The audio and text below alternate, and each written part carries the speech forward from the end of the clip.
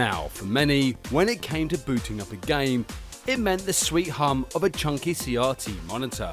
It was a time when video games were evolving at a breakneck pace, and when it came to PC gaming, it was taking massive strides not only in graphics and storytelling, but also in gameplay mechanics. Sure, consoles were holding down the fort, but PCs were doing something completely different. In fact, they were doing something completely groundbreaking. So join me today as I take a look at the evolution of PC gaming, especially in the 90s. But not just celebrating the legendary titles, but also taking a look at the forgotten masterpieces.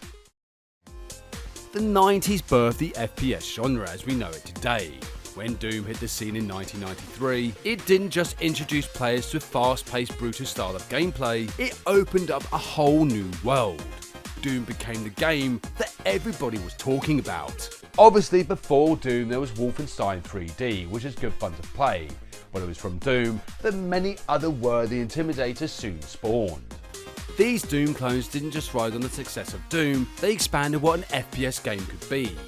Each title brought something new to the table, proving that even while following a simple formula, there was rooms for unique spins. For example, there was Heretic, which swapped guns for spells, introducing a new layer of magic and mayhem. And then there was Duke Nukem 3D, which made an equally huge impact with its raunchy humour and over-the-top violence. Duke's wisecracking personality and the combination of intense action allowed Duke Nukem 3D to step out of the shadows of Doom and go on to become its own cultural hit. Following Duke Nukem, there was Shadow Warrior in 1997. With a katana in hand, you played as Lo Wang, fighting enemies with both guns and a unique sense of humour.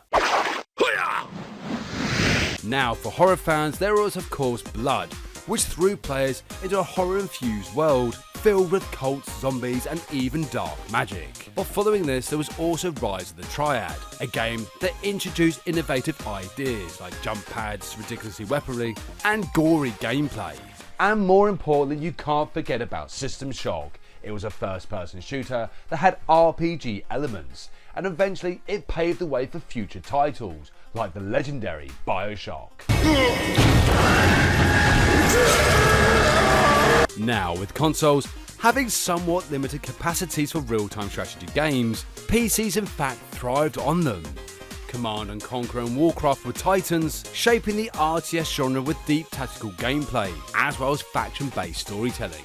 And when it came to the wondrous realm of RPGs, they experienced their own golden age on the PC, especially in the 90s. Baldur's Gate brought a Dungeons & Dragons-like experience to the home computer, setting the standard for party-based RPGs with deep characters and sprawling storylines. But on the other side of the spectrum, Fallout introduced players to a post-apocalyptic world that wasn't just dark and brutal, but was also laced with dark humour. And then there was Ultimate Underworld, which introduced real-time first-person mechanics and directly inspired titles like the Elder Scrolls series. An entire gaming series filled to the brim with adventure. Speaking of that, adventure titles in the 90s showed that games could be more than just action. They could be more about exploration, puzzle solving, and even storytelling.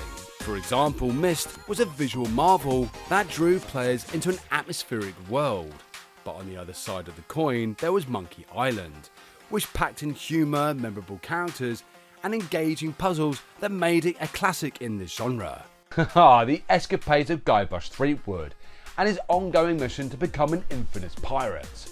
Well, kind of. I mean, he was stalked by a fearsome creature of the undead, otherwise known as Murray. I get the feeling you're not taking me very seriously. Obviously, when it comes to the 90s, there weren't just mainstream titles to tantalise gamers. There was also a home for unique and quirky games that didn't fit into one single genre. For example, Jazz the Jackrabbit was a platformer that combined Sonic-like speed with colourful graphics and a rocking soundtrack.